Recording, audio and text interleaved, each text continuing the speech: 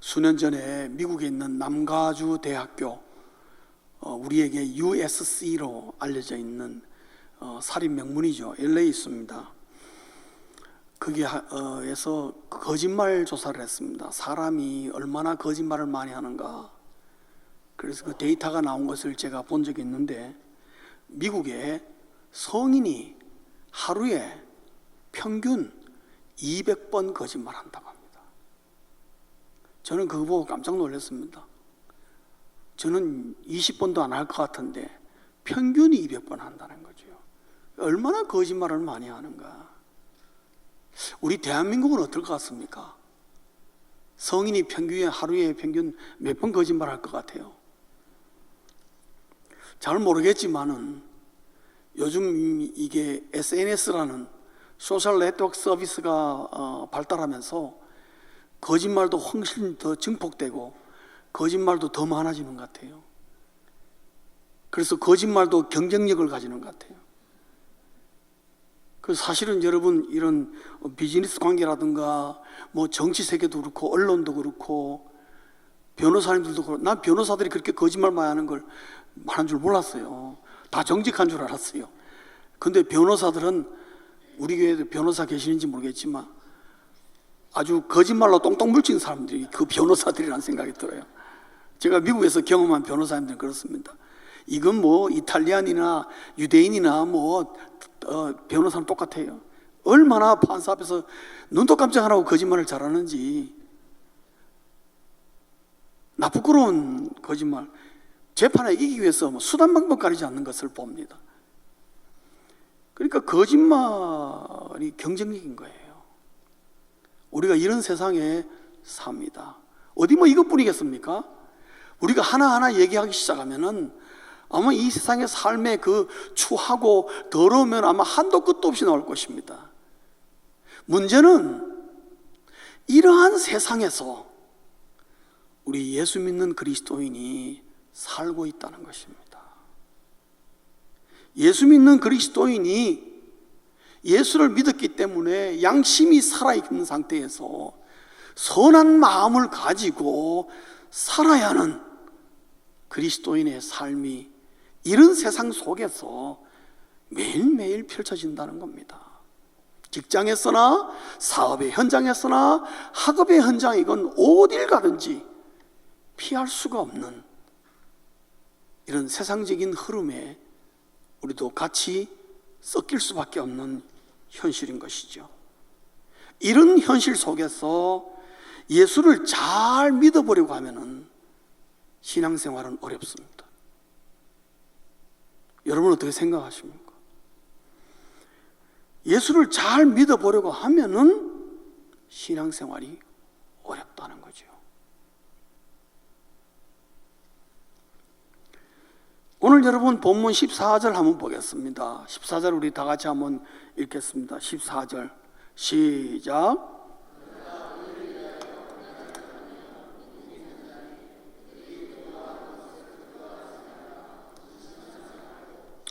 아멘. 여기서 말이죠, 그들이 두려워하는 것을 두려워하지 말며, 이 말이 무슨 말일까요?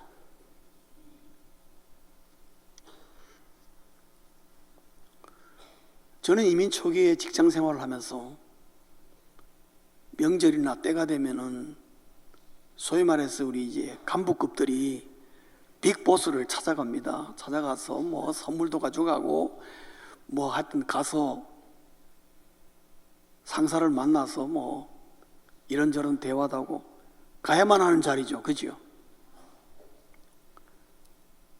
저 안 갔습니다. 왜냐하면은 거기 가서 뭐 하는데 하니까 빤해요. 술, 담배, 화투도 그냥 뭐 이렇게 뭐 소소하게 하는 게 아니고 아주 크게 나요. 그리고 누구에게 몰아줍니까? 항상 빅보스에게 다 져줘서 밀어주는 거. 그래, 나 안 간다고. 나는 뭐 술도 못하고 더군다나 나는 화투도 못 친다. 여러분, 제가 화투 못 칩니다. 칠 줄 모릅니다. 제가 한 번도 쳐본 적이 없어가지고. 난 하트도 못 치는데 거길 내가 가면 뭐하냐. 안 간다. 안 갔어요. 근데 다들 갔는데 내 혼자 안 가고 집에 우두커니 있으니까 두려움이 밀려오더라고요. 불안과 두려움이 밀려오는 거예요. 야, 이거 이러다가 내가 회사에서 이거 왕따 당하는 거 아니야? 나중에 내가 진급 안 되는 거 아니야? 이거 매니저에게 내가 찍히는 거 아니야? 그런 생각이 들더라고요. 저기서 말하는 그들이 두려워하는 것을 두려워하지 말며가 바로 그것이 아닐까 생각합니다. 직장에서 소외되는 것, 그리고 거래처에서 관계가 깨지는 것, 사회에서 도태되지는 않을까? 이래 살다가 그저 적당히 할 걸.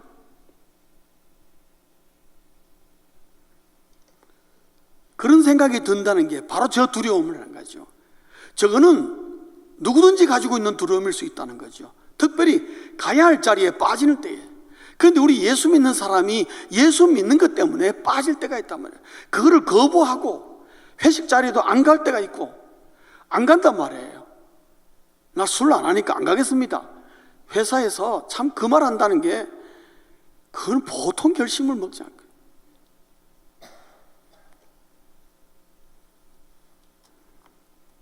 더군다나 선한 마음으로 내부 고발자가 되면요, 그 사람 더 이상 그 직장에서 생활하기 어렵습니다. 그게 우리의 문화 아닙니까?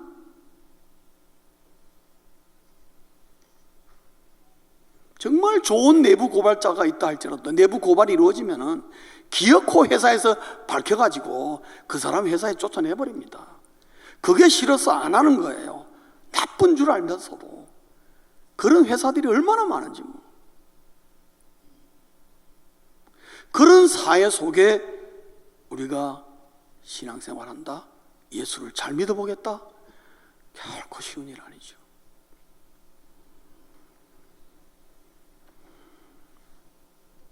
그럼에도 불구하고 오늘 베드로의 권면은 뭐냐면은 왕따를 당하고 그런 두려움이 있느냐? 두려워하지 말고 선한 양심으로 살아가라, 이렇게 명령하니까 우리에게 오히려 더 갈등이 커질 뿐인 것입니다.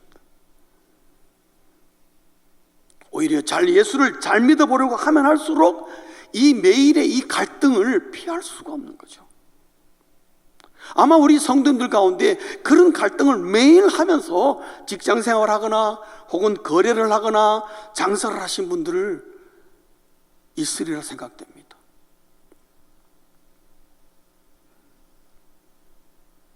그래서 의외로 많은 그리스도인들이 이 갈등을 넘어가지 못하니까 원하지는 않지만 이중적인 그리스도인의 삶을 사는 겁니다. 교회에서는 아주 신실한 그리스도인이죠. 세상에 나가서는 세상 스타일로 사는 거예요.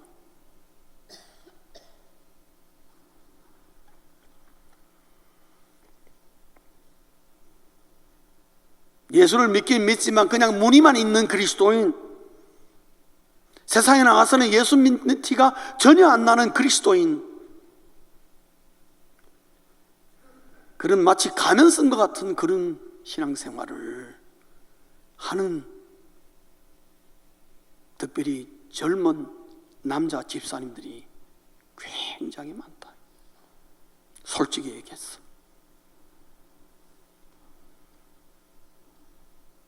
그것은 예수를 잘 믿어보려고 하면은 내 마음과는 달리 현실적으로 어렵다는 것을 반증하는 것입니다. 그래서 많은 그리스도인들이 거기서 좌절하고, 그리고 매일 내 양심은 있어서 죄의식은 자꾸 일어나고 현실에서는 마음과 달리 굴복하게 되어서 신앙생활하는 것이 어떨 때는 짜증나고 부담스럽고 왜 내가 예수를 믿게 되었는가에 대한 후회를 하는 그런 그리스도인들도 적지 않다 이 말이에요.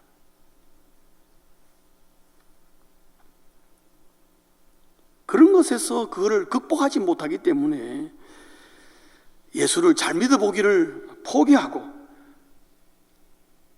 그래서 작심삼일로 넘어가며 또 적당히 신앙생활을 하는 것으로 만족한 그런 그리스도인들이, 그걸 영어로 nominal Christian이라고 합니다.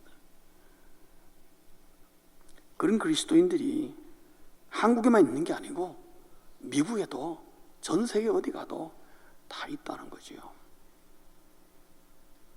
성도님 여러분, 이게 우리 이 세상 속에 사는 그리스도인들이 처한 현실입니다. 어느 누구도 이것으로부터 자유로운 자가 없습니다.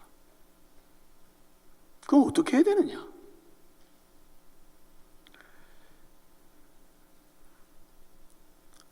베드로는 우리에게 한마디로 도전하는 게 있습니다. 그게 뭐냐면은, 당신에게 예수 그리스도라는 그 이름, 예수 그리스도의 가치가 얼마나 되느냐? 여러분의 삶 속에 예수 그리스도가 얼마나 대단한 위치를 차지하고 있느냐 하는 것을 물어보는 것입니다. 제가 미국을 왔다 갔다 하다가 여기 한국 가면 시간 때우기 좋은 자리가 면세점 왔다 갔다 하는 거예요. 구경하는 겁니다.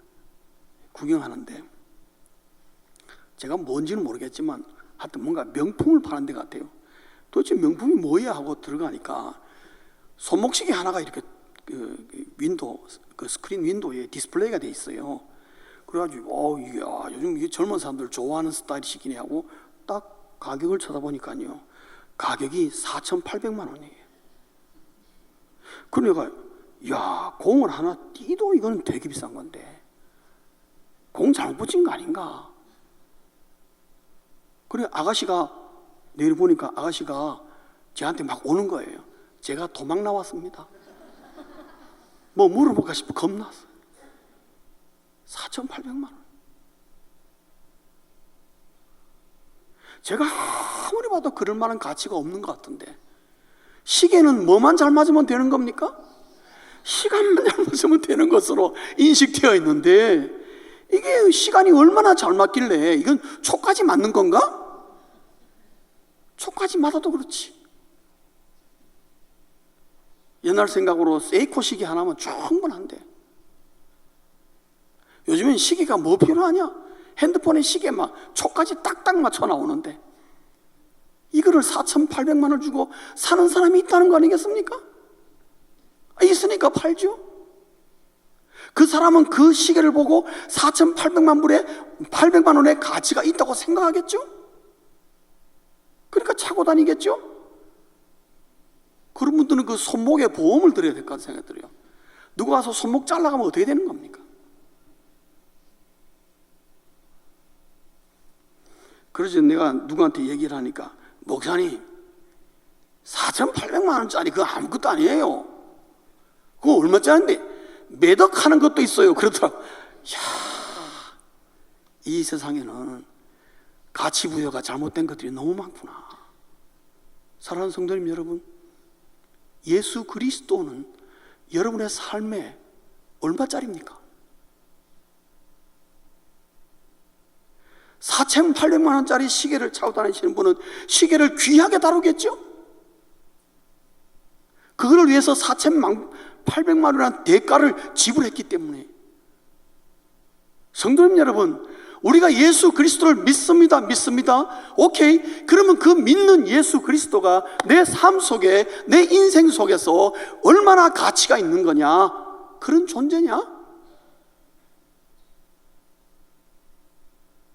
그를 위하여 고난을 당할 만한 가치가 없느냐? 그 정도로 예수 그리스도는 아무것도 아닌가? 하는 것입니다.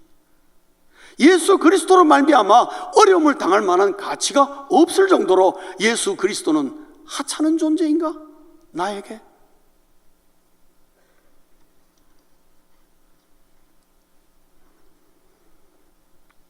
성도님 여러분, 어린 연예인도 살 빼겠다고 석 달 동안 닭가슴살만 먹는다더라고. 그 맛있냐니까 맛없대요. 그 맛도 없는 닭가슴살을 3개월 먹어서 얼마를 뺐냐니까 5kg 뺐다더라고요. 여러분 5kg 빼려고 3개월 동안 닭가슴살만 먹는다? 물론 연예인이니까 자기 몸 관리해야 되겠죠. 그 5kg 빼고 자기 몸 관리하기 위해서 그 대가 지불하는 거 보십시오, 여러분. 기꺼이 합니다. 즐거움으로. 별거 아닌데. 그러다가 3개월만 지나면 다시 5kg 늘어나서 제자리 돌아올 건데도 그래도 합니다, 여러분. 그런데 우리는 예수 그리스도를 위하여 이 세상 탓마다고 현실 탓마다고 언제까지 환경 탓마다하다가 예수 그리스도를 주머니 속에 집어넣어 버릴 겁니다. 가치 없는 예수 그리스도를 만들어보라. 예수 그리스도가 내 삶에 정말 가치 있게 빛나기 위해서는 기꺼이 내가 그를 위하여 고난을 당할 것을 감수할 줄 아는 것입니다. 지불하는 것입니다. 그만한 대가를. 오늘 베드로가 본문에서 말하는 것은 바로 그것입니다. 그래서 키포인트는 뭐냐? 예수 그리스도의 가치를 알아서 예수 그리스도가 내 인생에 없어서는 안 될 너무나 귀한 존재이므로 그를 위하여 내가 어떤 고난에도 나는 감내하기로 결단하는 자에게 예수 잘 믿는 것은 쉬운 것입니다. 어렵지 않다는 거예요. 제가 어릴 때 아버님 따라서 목욕탕에 갑니다. 늘 저에게 어려운 숙제는 저희 아버지는 신기하게도 온탕에 쑥 들어갑니다. 들어가지고 인수야 빨리 들어와. 뜨거워요. 아니야 괜찮아 시원해. 그 말을 쏘가가지고 또 한 발 제가 담그지 않습니까? 어땠어요? 뜨거라고 발 빼죠. 그런데 여러분 발 담궈서 뜨겁다고 발 빼고 뜨겁다고 또 발 빼고 그러면 제가 목욕을 끝낼 수 있을까요? 없을까요? 목욕을 못 끝냅니다. 목욕을 끝내려면은 한두 번 뜨거 하지만은 어떻게 해요? 눈 딱 감고 어딜 들어가야 됩니까? 온탕에 목탕 속에 쑥 들어가야 돼요. 들어가면 순간적으로 뜨거 하지만은 앉아 있다 보면 어떻습니까? 시원하다니까요. 그 어려운 거 아니에요. 그와 같은 것이다. 목욕의 가치를 알면은 목욕탕에 가면 뜨거운 탕에 들어갈 줄 알아야 되는 거예요. 그 안 들어가면 안 되는 것입니다. 그런데 여러분 예수 그리스도를 가치 있게 여기고 내 삶에 없어서는 안 되는 가치를 부과하고 그분을 위하여 내가 희생하고 고난을 당하고 핍박을 받고 해를 당하고 어려움을 당하면 당할수록 주님도 가만히 있지는 않다는 겁니다. 마치 갓비선 시기가 그 시기를 대가를 지불했지만 그만한 사람의 눈길을 끌고 그만한 가치를 나에게 대가를 지불해 주는 것처럼 그 시기가 나에게 그만한 자부심을 던져주는 거죠. 그래서 그런 사람들이 좋은 시기에 자부심이 있으니까 자꾸 손을 위로 올리는 것입니다. 왜냐하면요 봐달라고.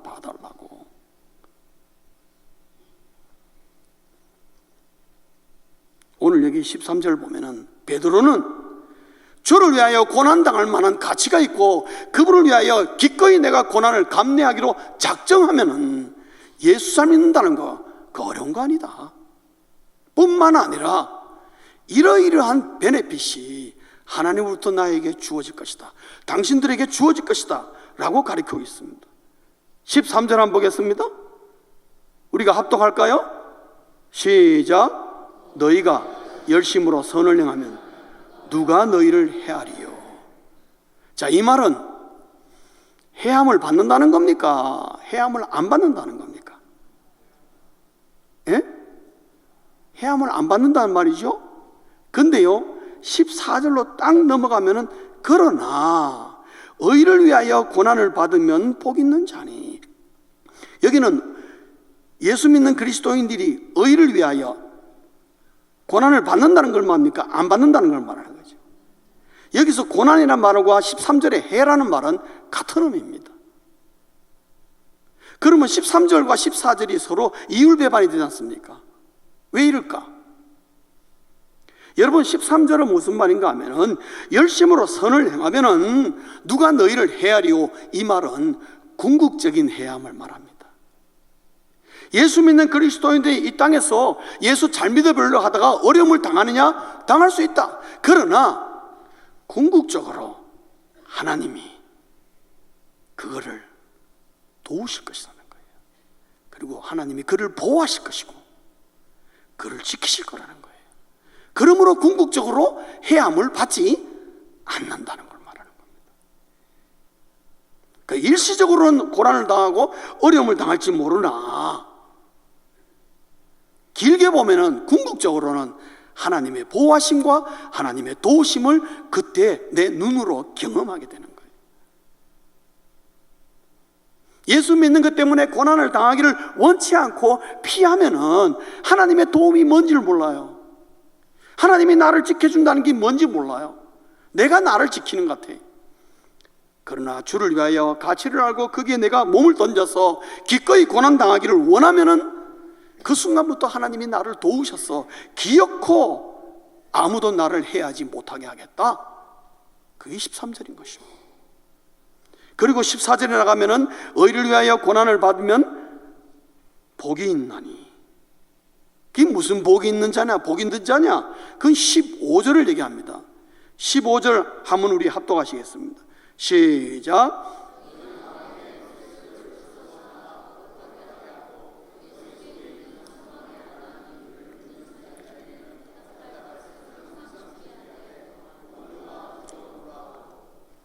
아멘. 15절은 마치 베드로가 우리들에게 이렇게 하라고 하는 것 같지만은 사실은 우리에게 의외의 특혜를 주잖아요. 베네핏을 우리에게 주네. 주를 위하여 고난당하는 자에게 고난을 당하다 보면 자연히 갖추어지는 어떤 영적인 혜택을 말하는 거예요. 세 가지입니다. 첫째는 뭐냐면은 철저하게 예수 그리스도가 나의 주인이심을 고백하게 된다는 거죠. 말만 고백하는 게 아니라 진짜 예수 그리스도가 나의 주인 되심인 거예요. 왜요? 주님이 나를 인도하는 것을 경험하기 때문인 거예요. 내 앞에서 움직이는 것을 눈으로 보고 경험하기 때문에 아, 주님이 나의 주인이 되시구나. 하나님이 나의 주인 되사 내 앞길을 끌어나가는구나. 내가 이런 어려움 속에서도 하나님이 이렇게 길을 열어나가시는구나. 이런 지혜를 주시는구나. 이런 사람들을 만나게 하시는구나. 그것을 보게 하는 겁니다. 그래서 예수 그리스도가 나의 주인이시므로 주인 없으면 나는 못 산다. 그런 고백을 하게 된다. 그것이 거룩하게 만들고 올바른 경건을 말하는 거예요. 또 하나는 뭐냐 하면은 소망에 관한 이유를 묻는 자에게는 대답할 것을 항상 준비하되, 이 말은 뭐냐 하면은 내 믿음에 대해서 주저없이 증거할 줄 아는 거예요. 묻습니다. 네가 예수가 도대체 뭔데 네가 그렇게 어려움을 자초하고 그렇게 고난을 당하느냐? 안 그래도 세상에 살기 힘든데 그 예수 믿는 것 때문에 그렇게 어려움을 당할 이유가 뭐 있느냐? 그것 때문에 안 갈 이유가 있고 그것을 피할 수 있느냐? 그러면 거래도 끊길 수 있고 너 진급도 못하고 이모저모로 손해가 많을 텐데 라는 말을 들으면서 도대체 예수가 뭔데? 라고 물을 때에 당당하게 말할 수 있게 된다는 겁니다. 누가? 예수를 위하여 고난당하는 자가 그 말을 한다는 거예요. 예수를 위하여 고난을 당해보지 않은 자는 이런 말 입이 안 떨어집니다. 여러분. 왜? 자기도 잘 모르는데 어떻게 합니까?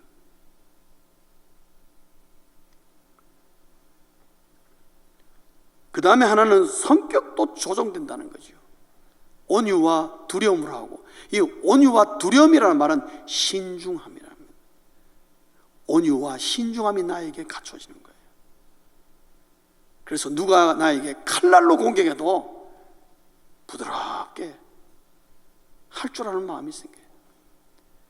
아무리 성격이 급한 사람도 예수로 말미암아 고난을 당하면요 굉장히 유순해집니다. 아멘이십니까? 예. 내 성격 급하는데 30년 지나도 아직까지도 똑같다? 그거는요 예수를 당하여 고난을 좀 당해보셔야 돼요. 고난을 받아보면은 굉장히 유순해집니다. 그리고 신중합니다. 하나님이 그렇게 만든 거예요. 그리고 이런 베네핏이 있기 때문에 궁극적으로 예수 때문에 고난을 당하는 자일수록 선한 양심에 따라 열심으로 선을 행한다는 거예요. 알아주든지 안 알아주든지 당당하게 선을 행한다. 사랑하는 성도님 여러분, 우리 영동중앙교회 교우들은 이런 그리스도인이 되기를 간절히 소원합니다. 다짐하십시오.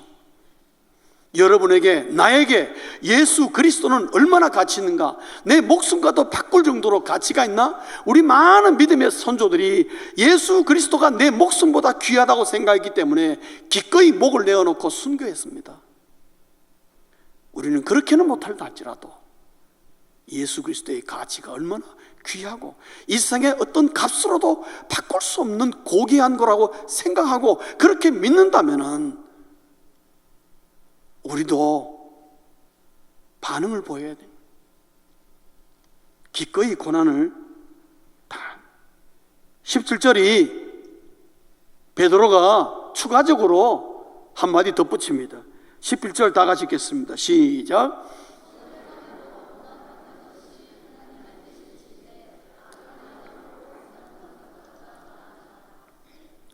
베드로의 경험에서 나오는 충고죠. 예수 때문에 고난 당하는 것이 나쁜 일 하다가 고난 당하는 것보다 낫다는 말 아니겠습니까? 당연하죠. 훨씬 나은 거죠.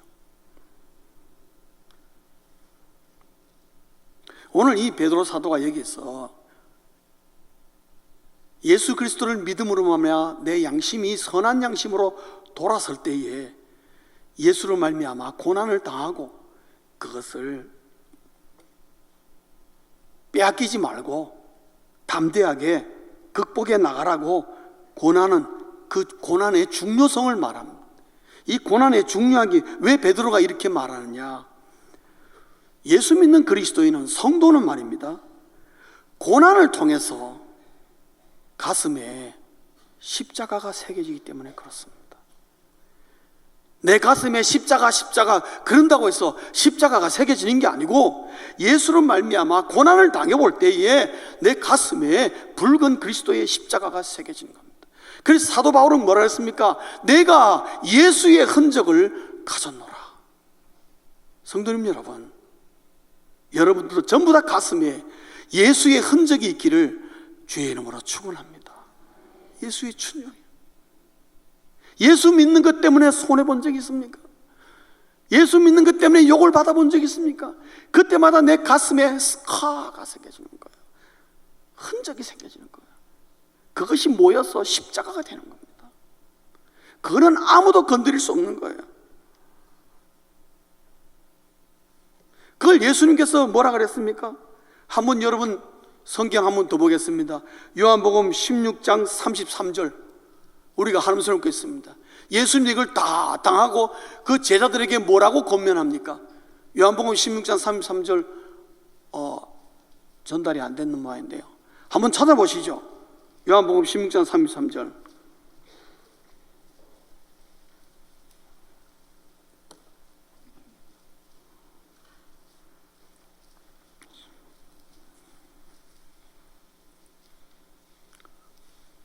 다 같이 읽겠습니다. 찾으셨습니까? 아직도 못 찾으셨습니까? 예, 성경 어딘가에 있습니다. 요한복음 16장 33절 제일 마지막 절 다 같이 우리 합독합니다. 시작.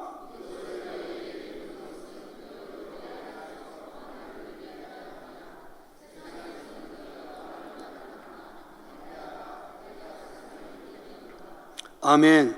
뭐라 그랬어요? 세상에서는 너희가 환난을 당하나 담대하라, 내가 세상을 이기었노라. 여기다 덧붙인 뭐예요? 그러므로 너도 세상을 이겨라, 그 얘기예요.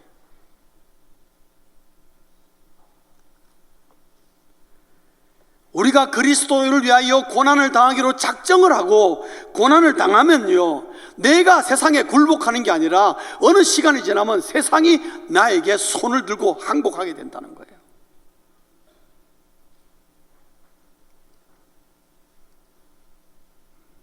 그렇게 되시길 주의 이름으로 축원합니다. 세상이 나에게 항복하도록 만들어야죠. 주님이 그러셨다면은.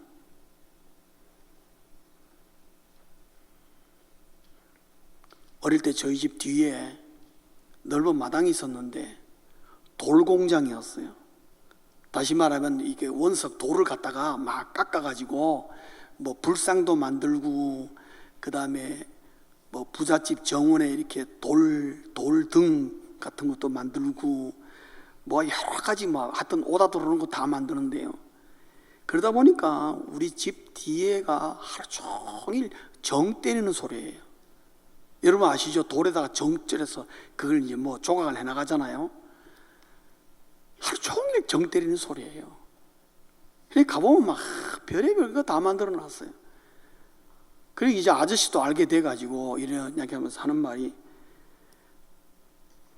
그분이 뭐라 그러냐면요, 야, 저 돌이 보잘것없는 돌이지만은 정을 많이 맞으면 맞을수록 좋은 모양이 나온다 그러더라고요.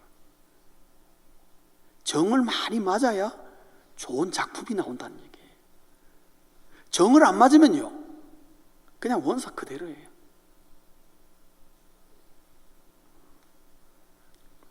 우리에게 주어진 과제는 이 세상으로부터 우리에게 날라오는 고난의 그 정을 피할 것인가, 아니면 기꺼이 감당할 것인가의 숙제인 거죠.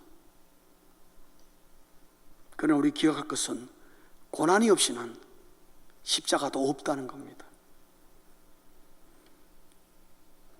주를 위한 고난이 가슴에 십자가를 새겨진, 이 귀한 그 십자가 새겨질 때에 그 성도는 세상을 이기는 성도가 된다는 거죠. 패배가 문제가 아니라 패배가 두려워서 도전하기를 포기해버리는 것입니다.